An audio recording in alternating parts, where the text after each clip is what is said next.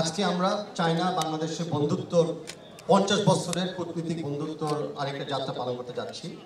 Bangladesh federation এবং বাংলাদেশে Chinese রাষ্ট্রদূতের যৌথ উদ্যোগে আমাদের চায়নার কম্বাইন্ড ইউনিভার্সিটি দল এবং বাংলাদেশের এলিট একাডেমি প্রীতি ম্যাচ খেলেছিল।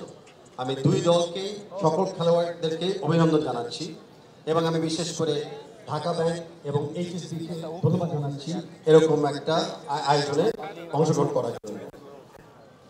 Let this be not the end of a match, but let this be the beginning of a new and a lasting journey.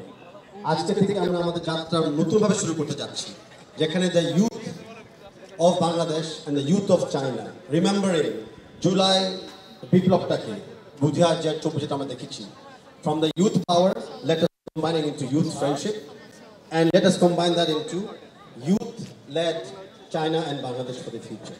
আমি সকল দর্শকদেরকে ধন্যবাদ জানাচ্ছি আজকে সাপোর্ট দেওয়ার জন্য, মিডিয়া ভাই বোনদেরকে ধন্যবাদ জানাচ্ছি আজকে উপস্থিত থাকার জন্য, এবং আবারও আমি দুই দলকে অভিনন্দন জানাচ্ছি এরকম প্রীতি ম্যাচের মাধ্যমে দুই দেশের সম্পর্ককে আরো গভীর করার জন্য।